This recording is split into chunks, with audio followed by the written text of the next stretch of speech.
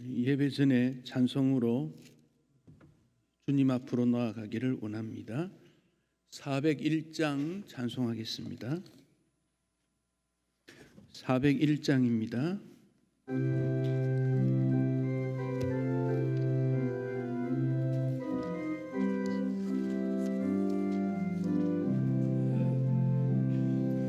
주의 곁에 있을 때 마음이 든든하오니 주여 내가 살로한 인도하여 주소서.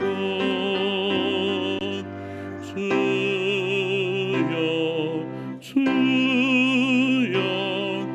나를 인도하소서.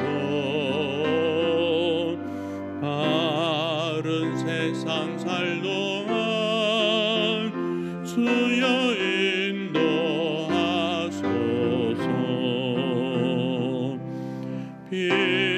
피난처인 예수여 세상 물결 험할 때 그 신은혜 베푸사 나를 숨겨주소서. 주여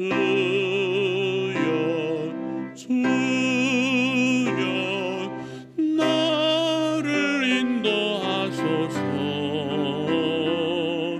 바른 세상 살동안 주여 인도하소서. 세상 풍파 지나는 영화로운 나라와 눈물 없는 곳으로 들어가게 하소서. 주여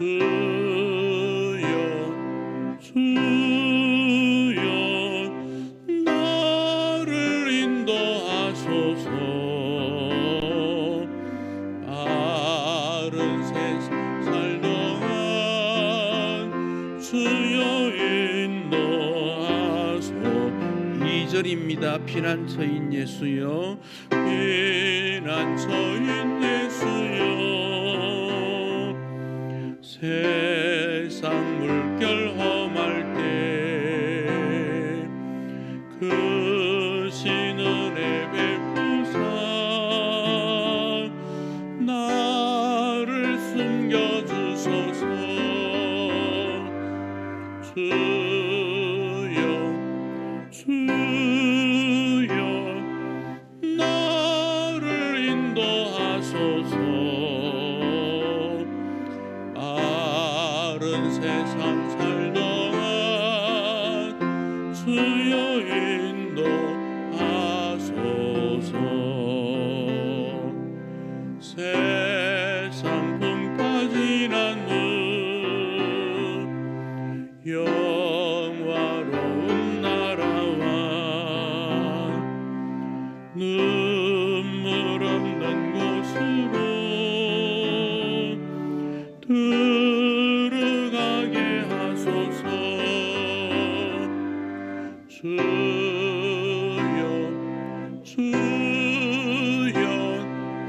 나를 인도하소서.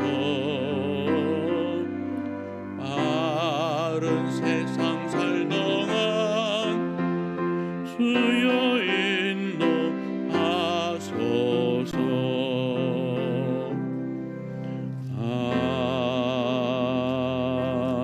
아멘.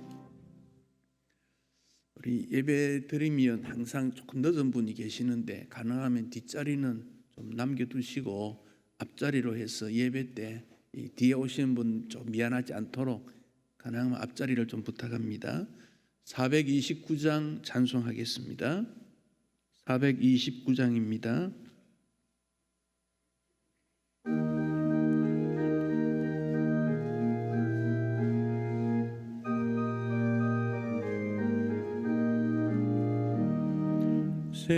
모든 풍파들을 흔들어 약한 마음 낙심하게 될 때에 내려주신 주의 복을 세어라.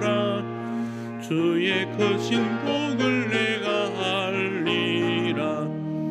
받은 복을 세어 보아라. 크신 복을 내가 알리라. 받은 복을 세어 보아라. 주의 크신 복을 내가 알리라.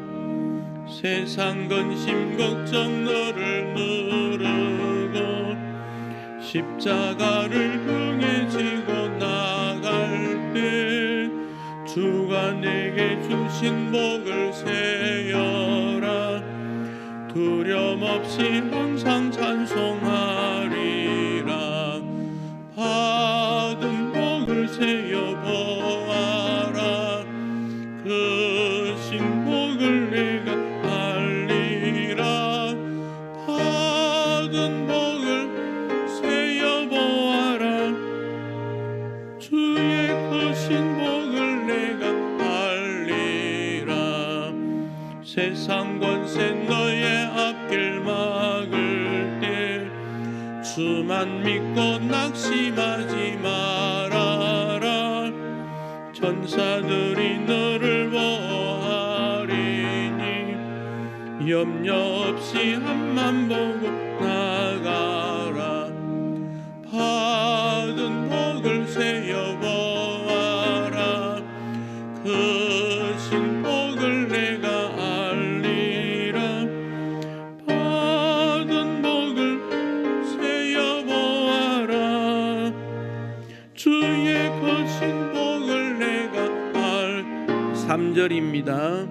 세상 권세 너의 앞길 막을 때 주만 믿고 낙심하지 말아라. 천사들이 너를 보호하리니 염려 없이 앞만 보고 나가라. 받은 복을 세어 보아라. 크신 복을 내가 알리라. 받은 복을 세어 보아라. 주의 크신 복을 내가 알리라.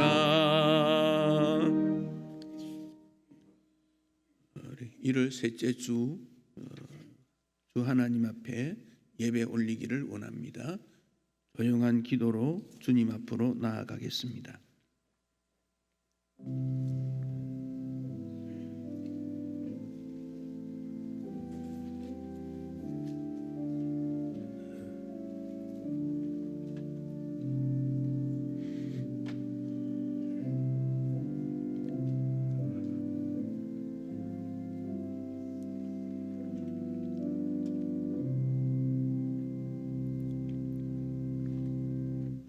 하나님이여, 주의 인자하심이 어찌 그리 보배로우신지요.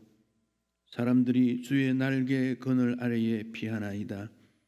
그들이 주의 집에 있는 살진 것으로 풍족할 것이라. 주께서 주의 복락의 강물을 마시게 하시리이다. 진실로 생명의 원천이 주께 있사오니 주의 빛 안에서 우리가 빛을 보리이다. 아멘.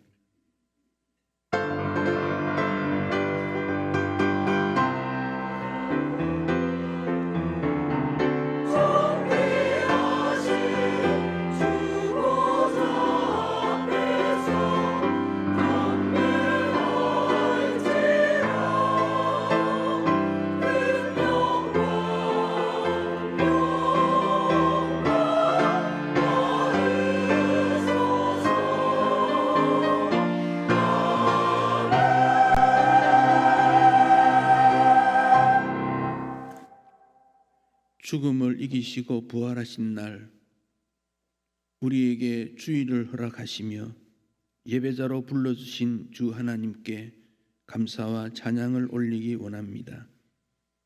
세상살이에 목말라 있는 주의 백성들에게 전국에 강물을 마시게 하시고 성령의 생수로 채워 주시기를 원합니다. 하나님을 경배하며 감사의 마음으로 찬양하며 겸손히 주 앞에 엎드리기를 원합니다. 우리의 예배를 받아 주시옵소서. 주께서 친히 임재하셔서 예배하는 모든 성도들의 마음에 임해 주시고 기도하며 회개하며 감사하며 즐거워하며 천국을 경험하는 예배가 되기를 원합니다. 주 하나님께서 우리의 예배를 기쁘게 주관하시며 영광을 받으시옵소서. 예수님 이름으로 기도하옵나이다. 아멘. 찬송하시겠습니다. 635장 주기도송 찬송하겠습니다.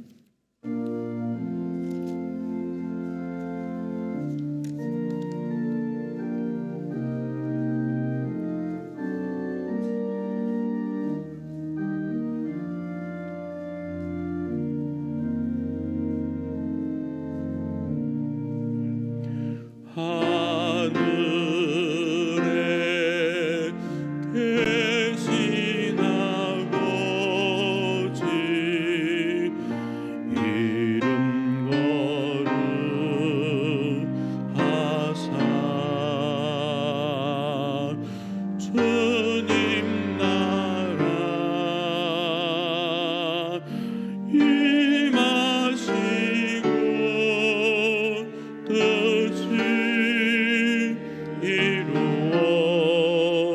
임하시고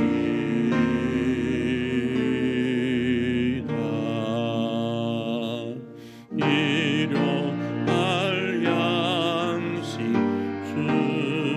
주시고 우리들의 건죄 다 용서하옵시고 또 시험에 들게 마시고 악에서 구원하소서. 주의 나라 주의 권세 주의 영원히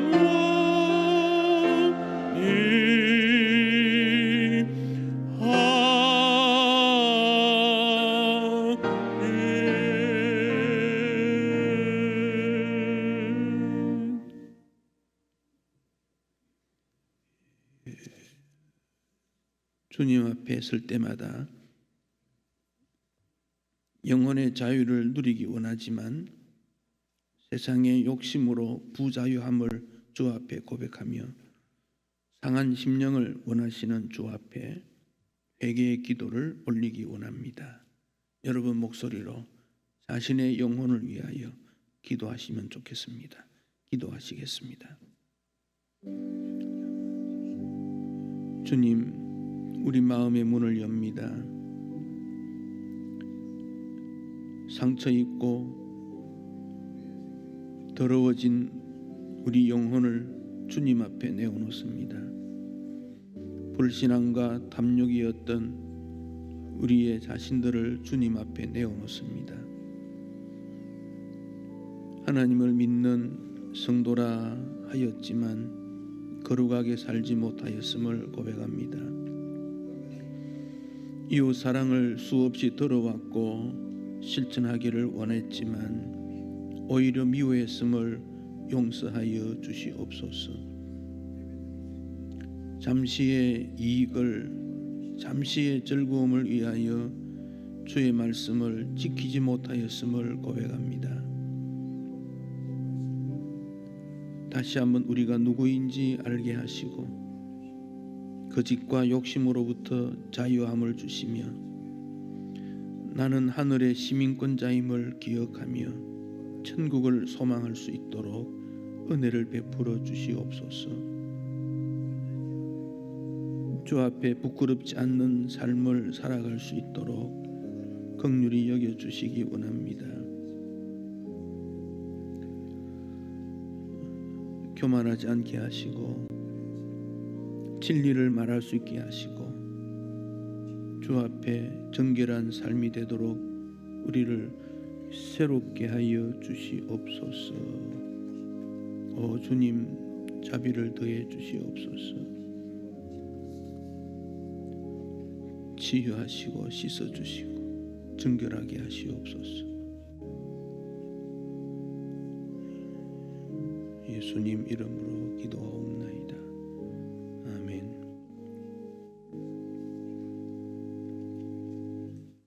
하나님께서 구하시는 제사는 상한 심령이라. 하나님이여, 상하고 통회하는 마음을 주께서 멸시하지 아니하시리이다. 네 길을 여호와께 맡기라. 또 여호와를 기뻐하라. 그가 네 마음의 소원을 이루어 주시리로다. 아멘. 사도신경으로 우리의 신앙을 고백하겠습니다. 나는 전능하신 아버지 하나님, 천지의 창조주를 믿습니다. 나는 그의 유일하신 아들 우리 주 예수 그리스도를 믿습니다. 그는 성령으로 잉태되어 동정녀 마리아에게서 나시고 본디오 빌라도에게 고난을 받아 십자가에 못 박혀 죽으시고 장사된 지 사흘 만에 죽은 자 가운데서 다시 살아나셨으며 하늘에 오르시어 전능하신 아버지 하나님 우편에 앉아 계시다가 거기로부터 살아있는 자와 죽은 자를 심판하러 오십니다. 나는 성령을 믿으며 거룩한 공교회와 성도의 교제와 죄를 용서받는 것과 몸의 부활과 영생을 믿습니다. 아멘. 대교리문답 150문, 151문입니다.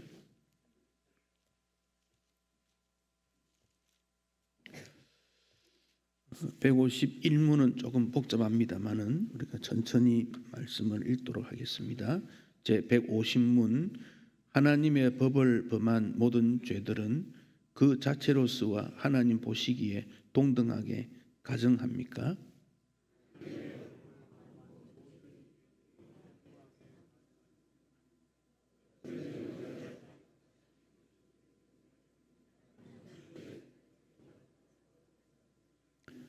제151문. 어떤 죄를 다른 죄보다 더 가증하게 악화시키는 요소들은 무엇입니까?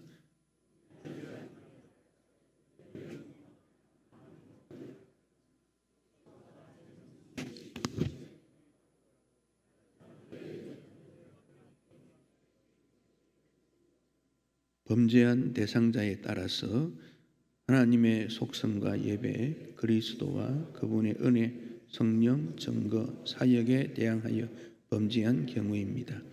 특별히 성도들 가운데 연약한 형제들 한 사람의 영혼이나 다른 사람의 영혼에 대항하며 많은 사람들의 공동 유익에 대항하여 범죄한 경우입니다. 범죄의 성격과 질에 따라서 그들의 범죄가 율법에 분명히 명시된 것을 거스리거나 많은 계명을 범했거나 많은 죄를 포함한 범죄를 하는 경우입니다. 마음속에 품었을 뿐 아니라 말과 행동으로 표출되고 다른 사람을 중상하고 보상할 의지가 없는 범죄인 경우입니다.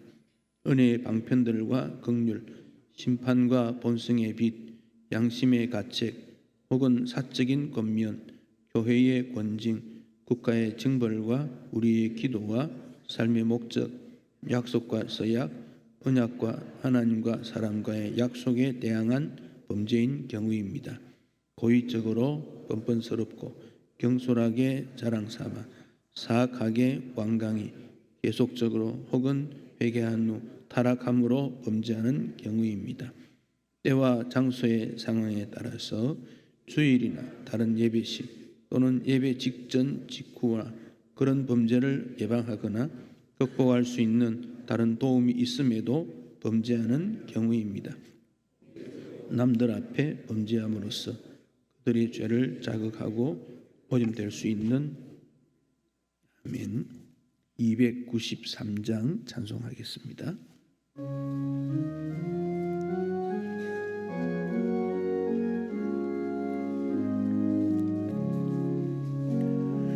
주의 사랑 비칠 때 기쁨 보내 근심 걱정 물러가고 기쁨 오네. 기도하게 하시며 희미한 것 물리쳐 주의 사랑 비칠 때 기쁨 오네. 그 큰 사랑 내 마음속에 충만하게 비칠 때에 찬송하네. 그 큰 사랑 내 마음속에 화평함과 기쁨 주네. 그 큰 사랑 주의 사랑 비칠 때에 이 세상은 아름답고 활기차게 다 변하네. 화평 중에 내 영혼 영광스런 새 생명 다시 찾게 되었네. 그 큰 사랑 그 큰 사랑 내 마음속에 충만하게 비칠 때 찬송하네. 그 큰 사랑 내 마음속에 화평함과 기쁨 주네. 그 큰 사랑 주의 사랑 비칠 때에 이 세상은 어둠 슬픔 중 안심이 다 사라져 우리들의 가는 길 밝히 비춰주시며 복을 받게 하시는 그 큰 사랑 그 큰 사랑 내 마음속에 충만하게 비칠 때에 찬송하네. 그 큰 사랑 내 마음속에 화평함과 기쁨 주네. 그 큰 사랑 주의 사랑 비칠 때에 그 광채가 찬란하게 우리 둘러 비치겠네. 세상 모두 이기고 천국 생활할 때도 주의 사랑 비치네.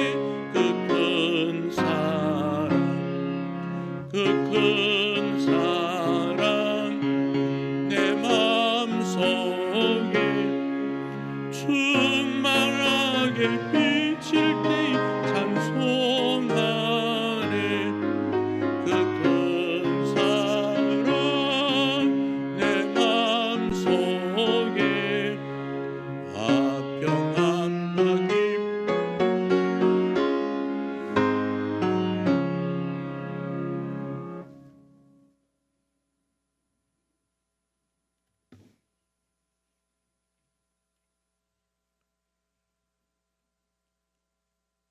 언제나처럼 한결같으신 우리 하나님 아버지 사랑에 감사와 영광을 올려옵니다. 우리 인간의 생사화복을 주정하시고 하나님 은혜 가운데 한 주간도 순간순간마다 인도하신 우리 하나님의 은혜에 감사를 드립니다. 오늘도 거룩하고 복된 성일을 허락하시고 우리 주님의 신실하신 인도하심에 따라 주의 전에 나와 엎드려 모든 것 내려놓고 우리 주님의 임재하심에 귀를 기울입니다. 우리의 마음에 자리 잡아 임재해 주시옵소서. 주님, 우리 중에 아픔과 괴로움에 눈물을 흘리는 자가 있습니까? 주님, 간절히 주님을 찾고 있는 자 있습니까?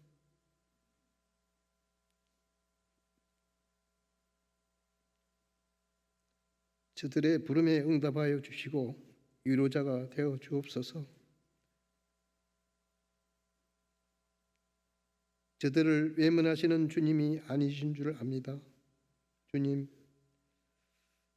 애통하는 자 복이 있다 하였습니다. 저들의 눈물이 기쁨이 되게 하시고 저들의 마음에 평안을 주시옵소서. 특별히 병중에 있는 주의 자녀들의 손을 잡아 위로해 주시고 일으켜 회복시켜 주시옵소서. 또 슬픔을 당한 자녀들을 위로해 주시고 형제의 아픔을 진정으로 같이 나누고 위로할 수 있는 진정한 예수님의 마음을 사랑을 우리에게도 주시옵소서. 또 하나님의 섭리를 인정하고 주님이 이끄시는 대로 순종하여 모든 것 주님께 완전히 내어 맡기는 우리의 삶이 되기를 간절히 소망합니다. 이 시간 마음을 모두 하나님 앞에 영광과 감사와 찬양을 올려드리어 주님 앞에 바치오니 주님 온전히 받아주시옵고 우리 자녀들의 마음에 주님 찾아와 주시어 각 심령마다 합당한 은혜를 내려 주시옵소서.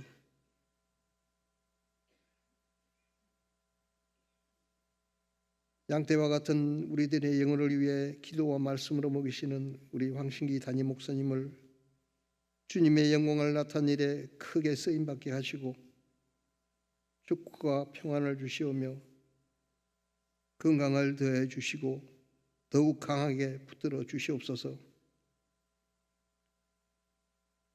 오늘 주님의 이름으로 모인 곳곳마다 기쁨과 감동과 성령 충만한 역사들이 일어나게 되게 하여 주시옵고 이 시간 신령과 진정으로 아버지 앞에 붙들어 예배드리는 우리들의 마음 성령님께서 인도하여 주시고 거룩한 예배가 되도록 도와주옵소서. 아버지 앞에 찬양을 올려드리는 고운 목소리를 주님 주심을 감사하고 예배를 위하여 수종드는 모든 일에게 하나님의 넘치는 사랑으로 인도하여 주옵소서. 순수마다 하나님 영광 받으시고 저희들 마음에 기쁨과 평안을 주시며 복된 오늘 성일이 되기를 원합니다. 주님 가채해 주시기를 믿사옵고 우리 주 예수님의 이름으로 간절히 기도드립니다. 아멘.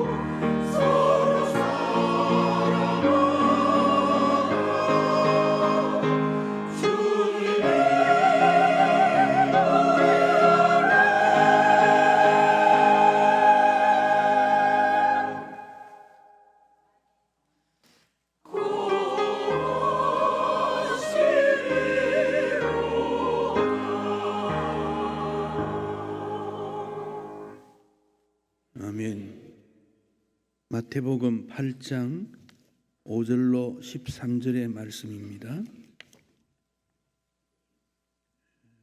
신약성경 11페이지에 있습니다. 마태복음 8장 5절입니다. 한 절씩 교독하겠습니다. 예수께서 가버나움에 들어가시니 한 백부장이 나와 간구하여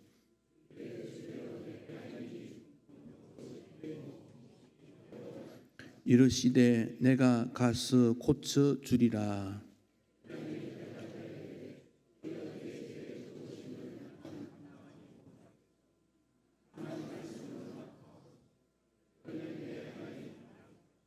나도 남의 수하에 있는 사람이요 내 아래에도 군사가 있으니 이들을 가라 하면 가고 저들을 오라 하면 오고 내 종들을 이것을 하라 하면 하나이다.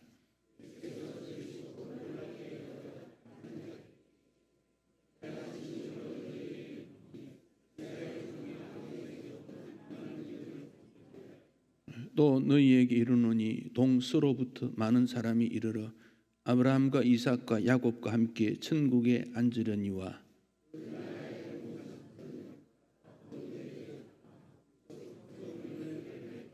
함께 읽습니다. 예수께서 백부장에게 이르시되 가라 네 믿은 대로 될지어다 하시니 그 즉시 아인이 나으니라. 아멘. 우리 모두가 건강하기를 원합니다. 우리 사람도 건강해야 되고 또 건강지 못한 경우도 있습니다. 또 가정도 그렇고 우리 사회도 그렇고 교회도 건강한 교회가 있느냐 하면 건강하지 못한 그런 경우도 있습니다. 이 건강은 매우 소중하기 때문에 건강할 때 건강을 지켜야 한다 그렇게도 말합니다. 건강하지 않으면 먹는 것도 그렇게 즐겁지 않고 가족도 귀찮고 건강해야 주어진 일을 제대로 감당할 수 있습니다. 사업도 건강한 사업 되어야 되고 이 건강한 것이 참 귀하다 그 점을 우리가 생각하게 됩니다. 제 동료 중에 한 분이 그 나환자 교회에서 사역을 했는데요. 한 5년 정도 사역을 했는데도 그들은 말하기를 목사님이 우리 건강을 정말 이해할 수 있습니까? 이런 질문을 던지는 거지요. 목사 입장에서는 새벽부터 저녁 늦게까지 깨어 있을 때는 늘 교인을 생각합니다. 아프면 달려가고 마음이 아프면 위로를 하고 소망을 주고 격려를 하는데 그들은 과연 우리를 이해할 수 있을까? 이런 생각을 하게 됩니다. 우리 예수님께서 치유의 사역을 하실 때 치유의 대상자들이 과연 예수님이 우리의 아픔을 이해한다는 말이냐? 이런 질문도 던질 수 있을 것입니다. 그러나 우리를 가장 잘 아시는 분이 예수님이다. 나를 가장 잘 아시는 분이 예수님이다. 그러므로 나를 치유할 수 있다. 치유하시기를 원한다. 그러니까 이 점을 생각해야 하겠습니다. 대한신경정신의학회에서 정신건강을 지켜주는 10가지 수칙이라 오래전에 발표된 내용인데 이런 내용들이 있습니다. 첫째, 긍정적으로 세상을 본다. 둘째, 감사하는 마음으로 산다. 셋째, 반갑게 마음에 담긴 인사를 한다. 넷째, 하루 세 끼 맛있게 천천히 먹는다. 다섯째, 상대 입장에서 생각해 본다. 여섯째, 누구라도 칭찬한다. 일곱째, 약속 시간에는 여유 있게 가서 기다린다. 여덟째, 일부러라도 웃는 표정을 짓는다. 아홉째, 원칙대로 정직하게 산다. 열 번째, 손해 볼 줄 알아야 한다. 우리 다 아는 쉬운 내용들이지요. 긍정, 감사, 인사, 또 규칙적 생활, 입장에 바꾸어서 생각하기, 칭찬, 여유, 웃는 표정, 정직, 손해 볼 줄 아는 여유.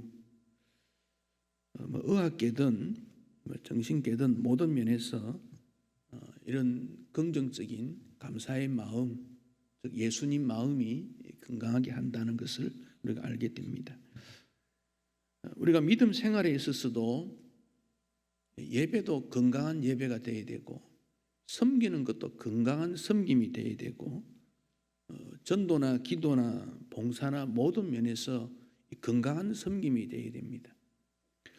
의무감에 의해서 억지로 섬기는 것은 그 기쁨이 없으면 과연 주님께서 받으시겠는가?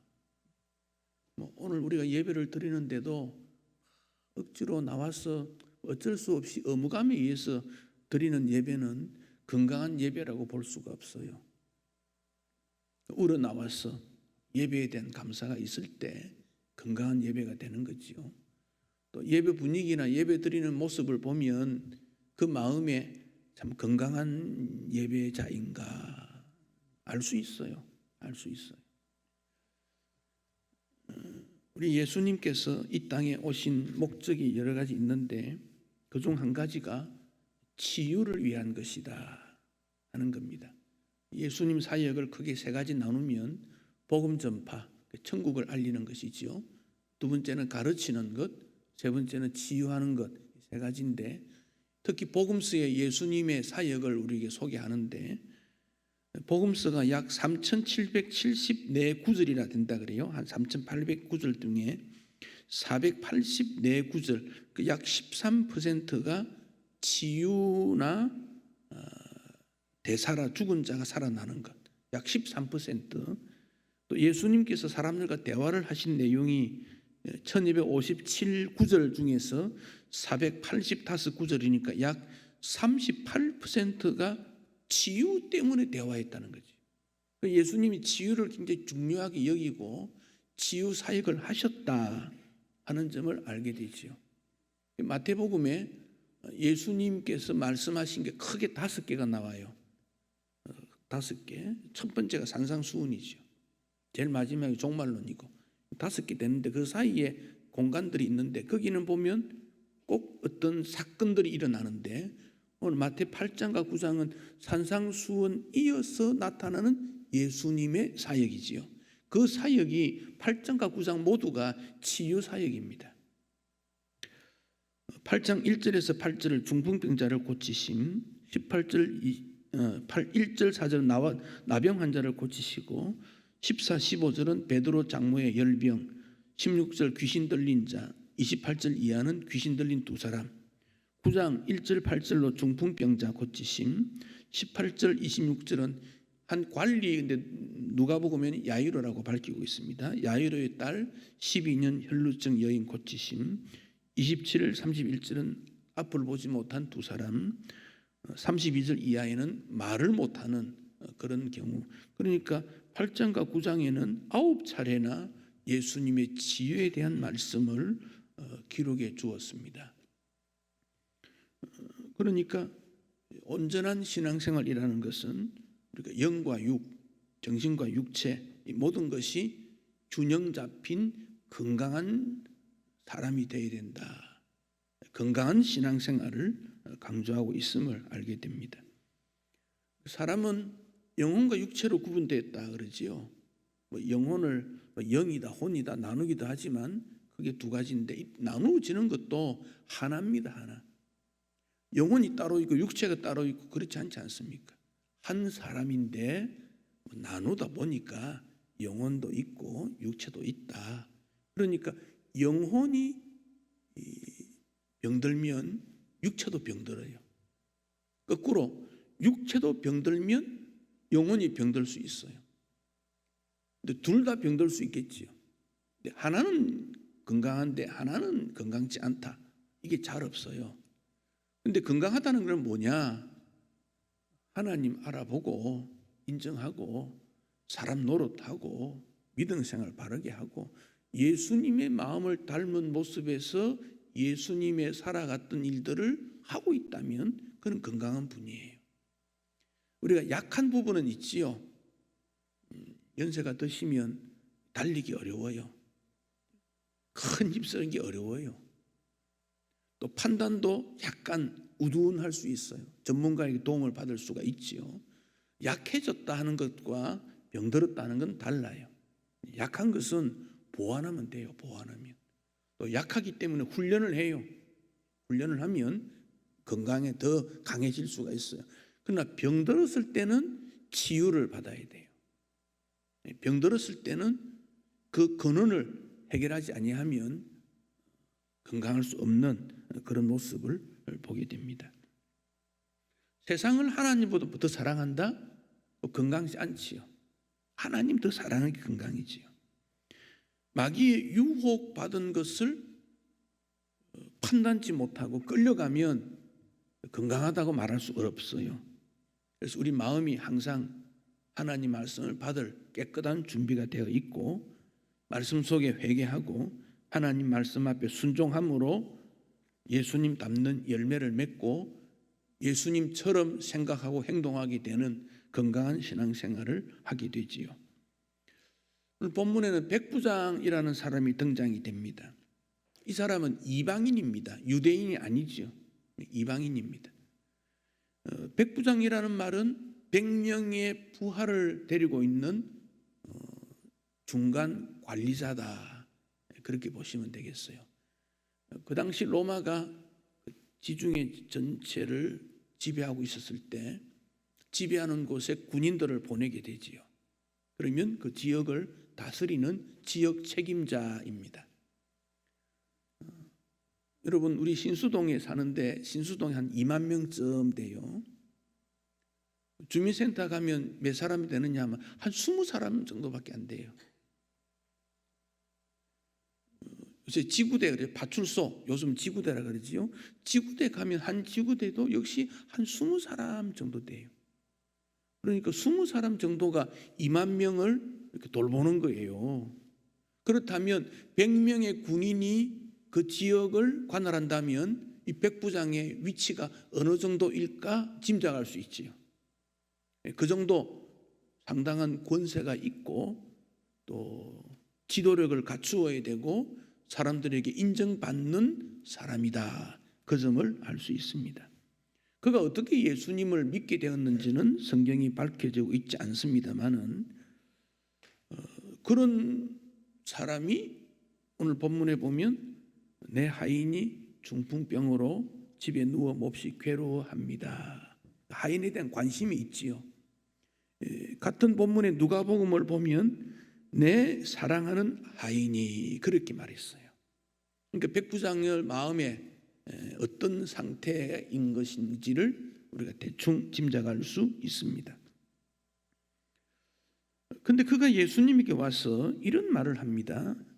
주여, 내 하인이 중풍병으로, 예수님을 주라고 불렀지요. 주. 그 당시 주라고 부를 때는, 나의 주인 이렇게 부를 때는 가이사 황제를 지칭하는 말입니다. 황제에게 주인 이렇게 불렀습니다. 그런데 예수님을 주인으로 불렀다, 아주 독특합니다. 군인이라면 당연히 가이사에게 주라고 불러야 되는데 그렇지 않다는 거지요. 빌라도 총독이 예루살렘 성전 옆에 가이사 왕 동상을 세워두었다, 주를 인정하는 것이고, 그 당시 로마의 모습을 딴 도시들, 빌립보, 에베소, 이런 도시에 가이사의 동상을 다 세워두었고, 그들이 사용하는 동전, 거기에도 가이사의 초상화가 있고, 황제 동상을 세워 숭배하는 시대에 이 백부장은 예수님을 주라고 불렀다. 아주 독특한 신앙인입니다. 우리가 예수님을 이름을 부를 때 나의 주, 나의 하나님, 이게 도마의 고백이지요. 예수님을 어떻게 고백하느냐 하는 거예요. 예수님을. 요한복음 15장 10절로 11절의 내용을 보면 예수님 말씀입니다. 내가 아버지 계명을 지켜 그의 사랑 안에 거하는 것 같이. 그러니까 우리 예수님이 하나님 아버지의 계명을 지키고 하나님 사랑 안에 거하는 것과 동일하게 너희도 내 계명을 지키면 내 사랑 안에 거한다. 이것을 너희에게 말을 하는 것은 예수님의 기쁨이 너희에게 충만하게 하기를 원하기 때문이다. 자, 이 말씀을 보면 예수님이 주인으로 내 마음에 계시면 우리 마음에 예수님 때문에 기뻐할 수 있다, 그런 말이에요. 기뻐할 수 있다. 여러분, 기쁨이라는 것은 억지로 만들어낼 수가 없어요. 표정을 아무리 잘 짓는다고 해서 기쁨이 나오는 거 아니에요. 예수님이 내 마음에 계심으로 기뻐할 수 있다. 그 이유는 예수 믿는 신앙생활의 증거가 기쁨이라는 겁니다. 그런 예화가 있지요. 어느 도시에 어떤 분이 출장을 가서 예배를 드려야 되겠다. 그래서 어디로 갈까 생각하다가 경찰에게 물었어요. 여보시오, 내가 이 도시에 출장 왔는데 오늘 예배 드리고 싶은데 어느 교회 가면 좋을지 추천해 주시오. 그래서 경찰이 어느 교회를 가라고 합니다. 그래서 예배를 드렸습니다. 나오니까 아직 경찰이 그대로 있어요. 그래서 다시 물었습니다. 왜 당신이 그 교회에 가서 예배 드리라고 했나요? 경찰이 말합니다.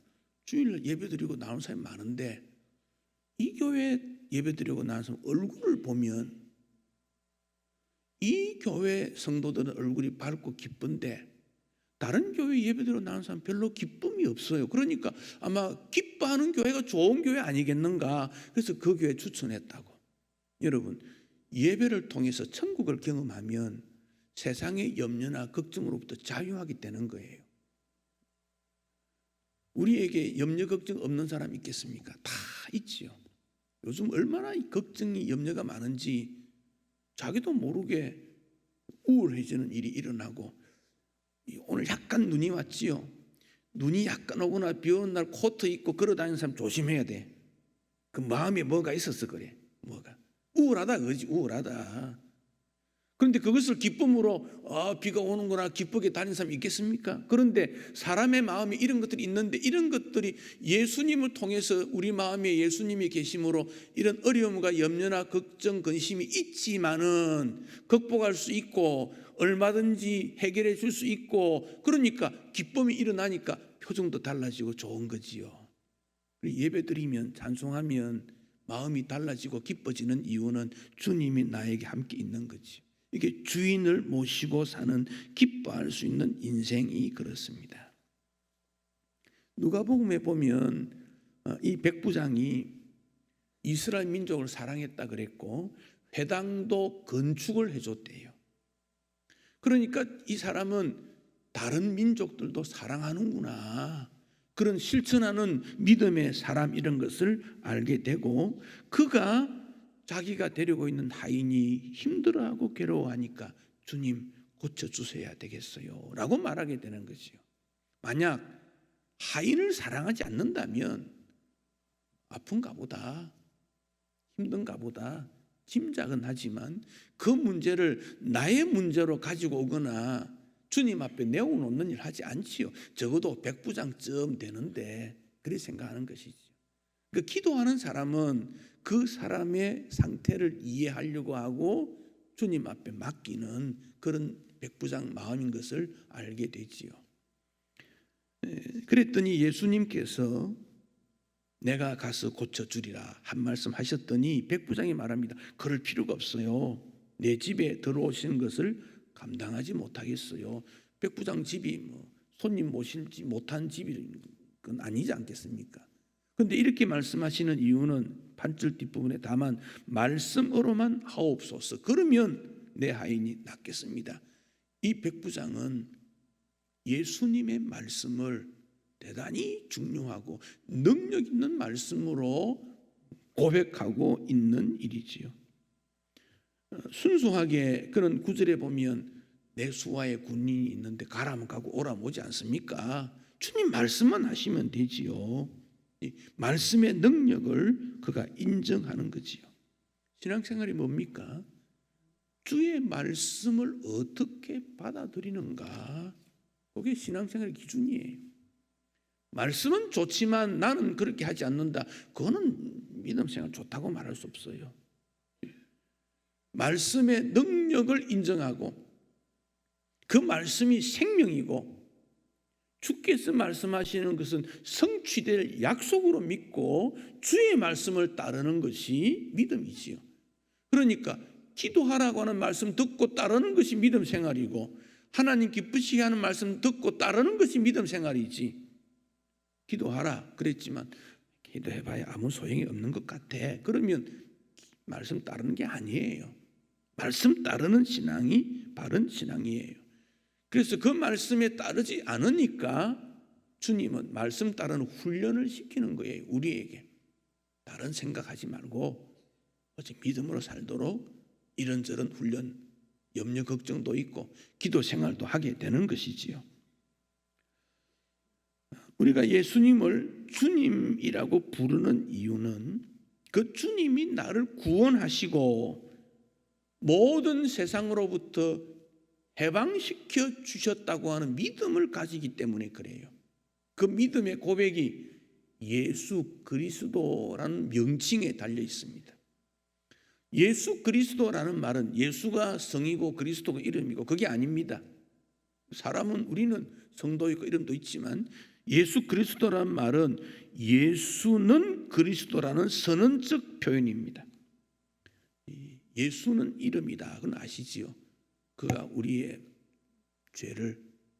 죄에서 구원해 주시는 분이다. 메시아, 그리스도라는 말은 메시아와 같은 거예요. 히브리 말로 메시아, 신약은 그리스도. 그 뜻은 기름 부음을 받았다. 무슨 참기름 부르고 들기름 바른 게 아니고 이 기름은 향유죠. 향유. 구약시대에 어떤 직분자를 세울 때 향유를 붓습니다. 머리에. 그러면 그 향유가 그 사람을 몸을 다 감싸고 몸에서 향기가 나겠지요. 그러면 그 사람이 지나가면 주변 사람들이 아, 저분은 왕이다, 선지자다, 제사장이다 인정하는 것이지요. 신약에 와서는 성령의 기름 부음으로 그렇게 말씀했죠. 이 기름도 향을 말하고 있지요. 그러니까 예수에게 기름 부음을 해서 그가 그리스도로서 예수 그리스도라는 것을 고백하는 것이 예수님의 이름이지요. 예수님께서 세례 받으셨어요. 예수님 세례 받을 필요가 없어요. 그러나 세례 받은 것은 하나님의 의를 이루기 위함이다 그랬고, 그때 비둘기 같은 성령이 임했고 하늘에서 말씀이 들려왔는데 내 사랑하는 아들이요 내 기뻐하는 자라. 이것은 예수가 그리스도라고 하는 삼위 하나님의 표현이요 함께 하심으로 나온 일이지요. 그 예수가 왕이기 때문에 그의 백성들이 연약하거나 악한 사탄에게 사로잡히거나 범죄 타락하게 되면 왕은 가만히 있지 않습니다. 그의 백성을 보호하고 지키는 책임이 있기 때문에 그 왕이 이 땅에 오셔서 모든 우리의 죄를 대신 지시고 우리에게 자유, 해방, 하나님 나라의 시민 이걸 선물로 주신 거예요. 그래서 우리는 예수 믿고 구원받았다 그렇게 말하는 것이죠. 그러니까 신앙생활의 주인은 예수님입니다. 예수님. 여러분이 예배드리러 왔을 때 왜 나는 알아주지 않냐? 처음 왔는데 그거 관심 가질 거 없어요. 결혼식장 가면 신랑 신부만 알아주면 돼요. 축하하는 사람 누가 왔느냐 별로 관심이 없어요. 조명을 신랑과 신부에만 비춰줘요. 예수님이 핵심이고 그분이 구원의 구원자이고 그분이 나를 구원하시고 그분이 천국의 주인공이시기 때문에 예수님을 높이는 일이지요. 그리고 그 왕 대신 주님을 내 마음에 모신 그를 천국의 주인으로 인정해 주시는 일이지요. 우리 하나님께서 예수님을 보냈을 때 예수님은 하나님의 나라가 이르렀다 그리 말했어요. 가까이 왔다. 여러분 가까이 왔다는 말이 영어로 보면 at hand, 손에 잡힌다 그런 뜻이에요. 예수님 통해서 하나님의 나라가 손에 잡힌다 그런 말이에요. 그럼 그 하나님 나라가 어디에 임합니까? 우리 마음에 임한다는 것이고 예수 믿는 이 자리에 임한다는 것이지요. 그래서 우리는 치유받는 역사가 이루어지게 되는 겁니다. 그래서 예수님을 그리스도라고 부르는 내용을 한번 정리를 해보았습니다. 스크린 보시고 예수가 그리스도다. 그분은 성부 하나님으로부터 임명을 받고 성령으로 기름 부음을 받은 분입니다. 그분은 우리의 큰 선지자며 선생입니다. 그분은 우리의 구원을 위해서 하나님의 감추어졌던 경륜, 뜻을 온전히 계시하시고 우리의 유일한 대제사장으로 그의 몸을 단번에 제물로 드려서 우리를 구속하셨고 성부 앞에서 우리를 위해 항상 간구하시며 또한 우리를 영원한 왕으로 그의 말씀과 성령으로 다스리시고 우리를 위해 획득하신 구원을 이 땅에 살 때도 누리도록 보호하시고 보존하시는 분이 예수님이다. 그래서 예수님을 나의 주라고 고백하고 그 예수님 통해서 구원받음의 은혜가, 그러므로 그분 앞에 고쳐주시오라고 말할 때 그 주님이 외면치 아니하고 고쳐주시는 주인이시지요. 그래서 백부장이 내 하인 너무 괴로워합니다, 고쳐주시오 그랬더니 예수님께서 말씀하시기를 내가 가서 고쳐주리라. 내가, 예수님 자신이 친히 고쳐주시겠다는 거지요. 왜? 그 하인의 주인이 예수님이시거든요. 나의 주인이 예수님이시거든요. 그분이 나를 고쳐주시겠다는 것이죠. 가서 이 말은 기독교의 역동성을 말하고 있습니다. 여러분, 불교라는 종교도 좋은 종교인데 그 특징이 명상이라 그래요. 그래서 불교는 화두라는 말은 불교 용어지요. 글을 하나 써놓고 벽에다가 평생도록 그거 쳐다보고 도 닦는 거예요. 명상하는 거예요. 이게 불교입니다. 화두가 뭡니까? 뭐라고 써줬습니까 도대체? 아무것도 없다 써놓고 평생 앞에 앉아있는 거. 아무것도 없는데 앉아있으면 뭐합니까? 아무것도 없지. 그렇죠? 근데 기독교는 가만 보고 있는 게 아니라 가는 종교라. 움직이는 종교. 그 예수님께서 너희는 가라 말 자꾸 해요. 움직이는 역동성이 있는 종교가 기독교예요. 그러니까 선교사들이 복음 들고 가는 거지. 어디든지. 교회에서 훈련받고 예수 믿고 그가 가정으로 가고 사회로 직장으로 가는 거지요. 그리고 고쳐주겠다 주의 말씀이지요. 고쳐주겠다. 예루살렘이 박해가 있을 때 스데반이 죽음을 당합니다. 그러자 성도들이 흩어졌습니다. 다 흩어집니다. 뭐 했습니까? 죽은 기독교가 아니고 살아있는 기독교이니까 가서 복음을 전한 거예요. 그 중에 빌립이라는 집사는 복음을 전하고 있는데 성령이 갑자기 임해서 가사라는 곳으로 가라. 가사는 예루살렘에서 남동쪽 있는 장소인데 광야입니다. 아무것도 없는 곳이에요. 거기 가라는 거예요. 그 빌립은 갔어요. 갔더니 에티오피아에 있는 한 관리가 예루살렘에 예배드리고 내려가는데 성경을 이사야를 읽고 있는데 무슨 말인지 몰라요. 그런데 성령께서 빌립에게 그 마차 타라는 거예요. 그 관리가 가는 마차 호위병도 있을 텐데 어떻게 접근하겠어요? 그 빌립은 갔어요. 갔더니 만나게 되고 뭘 읽어요? 했더니 이사야 성경인데 이게 누구냐 했더니 바로 예수님이요. 그래서 그 사람이 예수를 구주로 받아들이고 세례를 받고 그래서 이디오피아의 북아프리카 쪽에서부터 복음이 전파된 역사가 일어난 것 아닙니까? 광야로 가라 그랬거든. 광야가 뭐 있습니까? 아무것도 없지. 아니 주님 사람도 없고 아무도 없는데 왜 가라십니까? 성령이 가라 하면 가는 거예요. 이게 복음이에요. 그게 기독교입니다. 행동하는 종교가 기독교지요. 예수님께서 내가 가서 고쳐주리라. 이 말씀을 믿고 주님 나를 고쳐주시고 내 가정도 내 자녀도 내가 있는 공동체를 고쳐주십시오. 우리는 그렇게 기도할 필요가 있어요. 가서 고쳐주겠다고 약속했지 않습니까?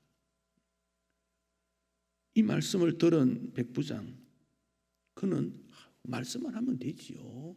그랬더니 10절에 예수님이 들으시고 놀라웠다. 그러면서 11절에 이런 말씀을 하십니다. 동서로부터 많은 사람이 아브라함, 이삭, 야곱과 함께 천국에 앉을 거다.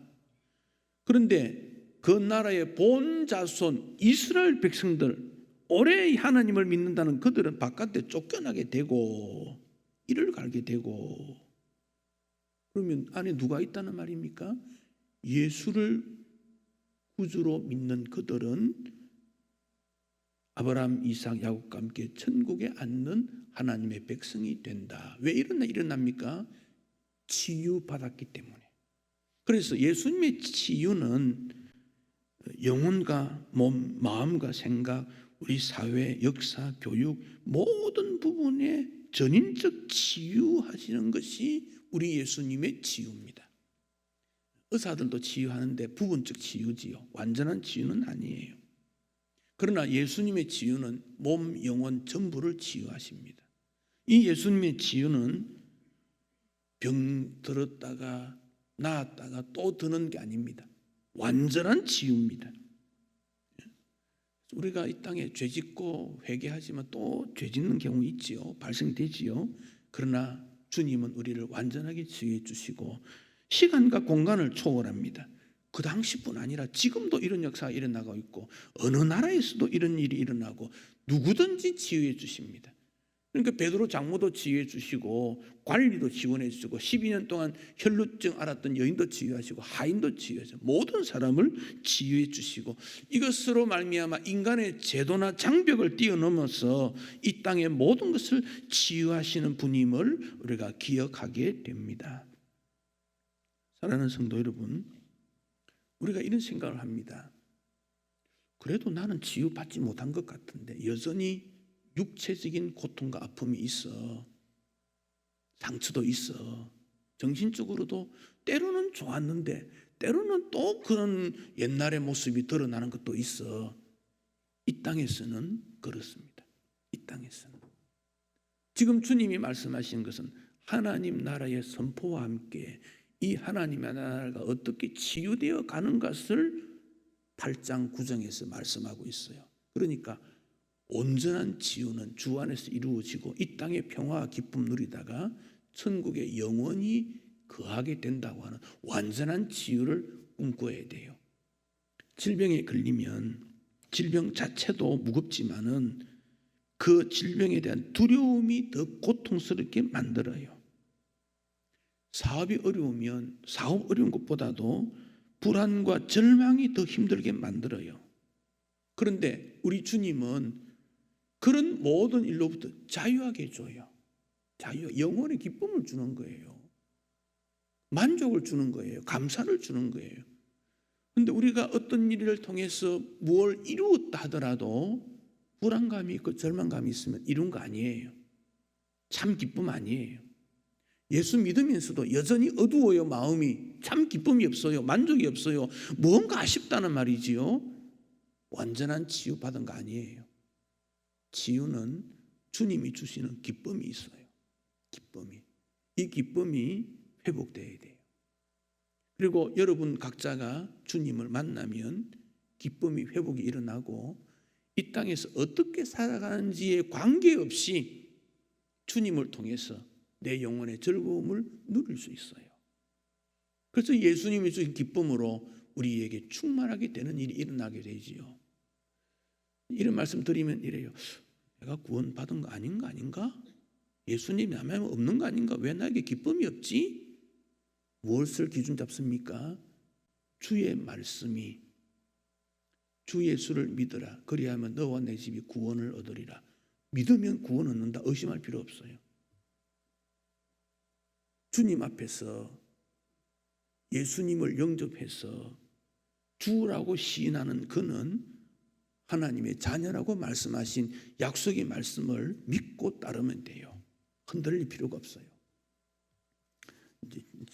작년에 나타난 신학적 문제 하나가 칭의 유보론 이런 게 있는데 이 말은 뭐냐면 어렵다 함을 받은 것이 유보된다. 주님 앞에 서봐야 되지 알지 못한다. 이런 내용들을 신학자들이 말해가지고 성도들이 혼돈이 오게 됐는데 우리는 신학자 말 듣는 게 아니고 예수님 말씀 듣는 거예요. 예수님 말씀. 예수님 말씀에 믿은 대로 될지니라. 뭘 믿습니까?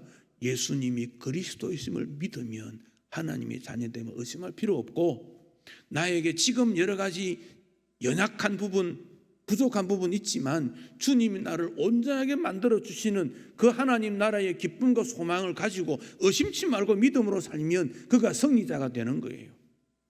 어떻게 이 땅에서 오래 살았느냐, 짧게 살았느냐, 부자냐, 가난하냐, 그게 중요한 것이 아니라 하나님 백성에 대한 믿음으로 살다가 주님 앞에 서는 것이 복음이요 믿음이지요.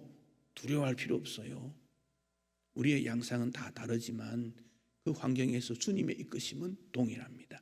예수 믿고 구원받고 치유받는 것입니다. 우리 주님이 여러분을 향하여 베풀어 놓으신 치유의 길, 예수 믿고 구원받는 은총 확실히 믿고 의심치 말고 천국 백성으로 충성하고 살다가 주님 앞에 가서 영원한 기쁨으로 할렐루야 외치며 기뻐하고 찬양하는 이런 역사가 일어나기를 축복합니다. 봉헌하겠습니다.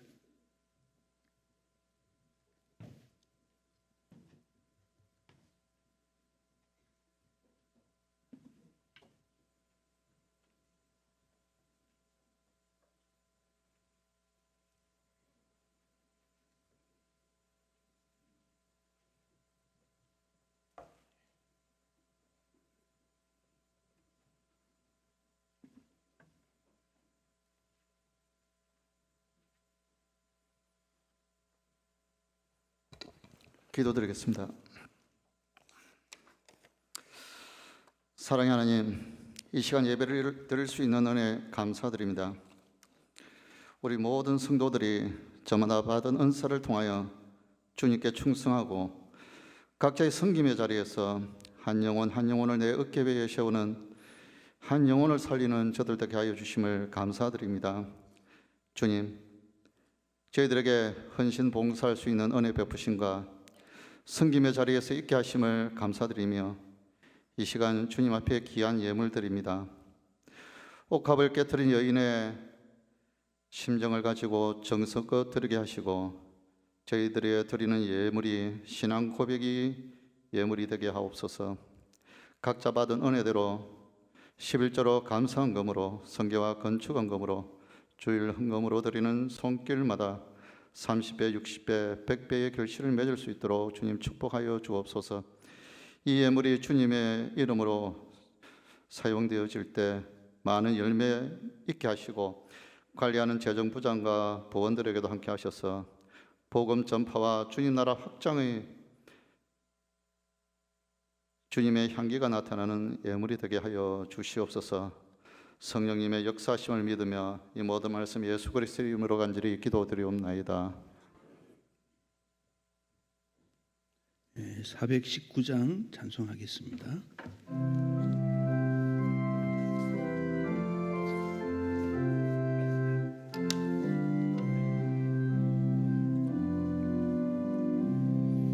주 날개 밑 내가 편안히 쉬네.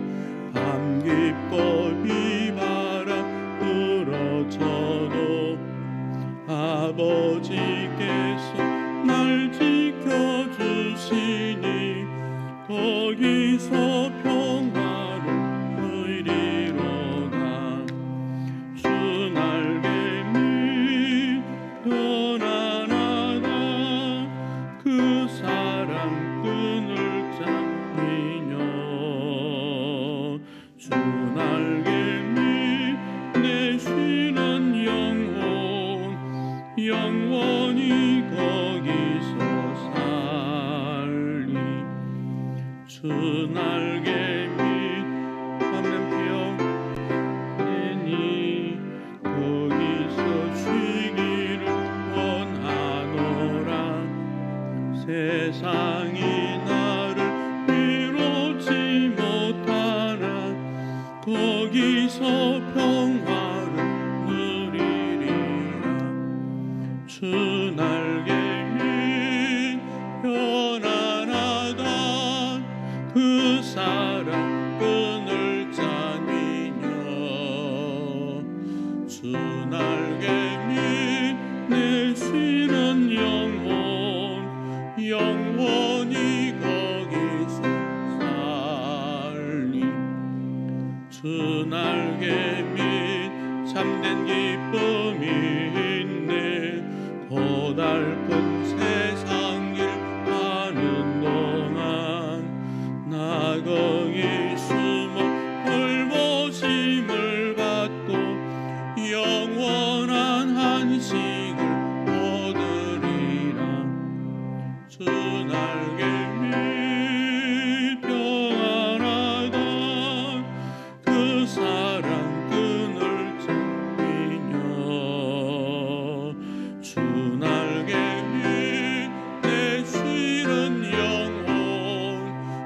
영원히 거기서 살리. 언제나 우리와 함께 하시며 구원의 길을 여신 예수 그리스도의 은혜와 하나님 아버지의 넓고 변함없으신 사랑과 성령의 교통 인도하심이 사랑하는 주의 백성들과 그 후손들에게 항상 함께 있을지어다. 아멘.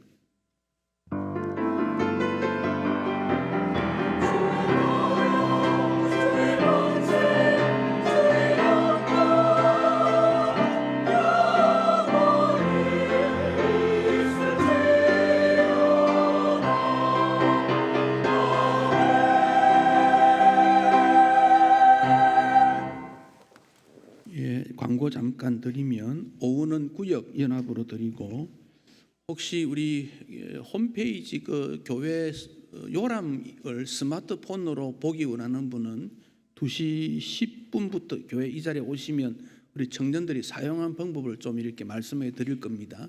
스마트폰 가지고 오시면 됩니다. 그리고 다음 주일은 잘 들으십시오. 설날 연휴가 되어서 예배를 한 번만 드립니다. 11시 한 번만 드립니다. 다음 주일입니다. 오후에는 가정 예배를 드리십시오. 그래서 11시 한번 9시 반 모이지 않고 11시 반 아니고 11시 한 번만 모이는 것 기억해 주시기 바랍니다. 장연식 씨 오늘 등록해 주셨는데 한번 일어서 주시겠습니까? 고맙습니다. 박수로 한번 환영하겠습니다. 감사합니다.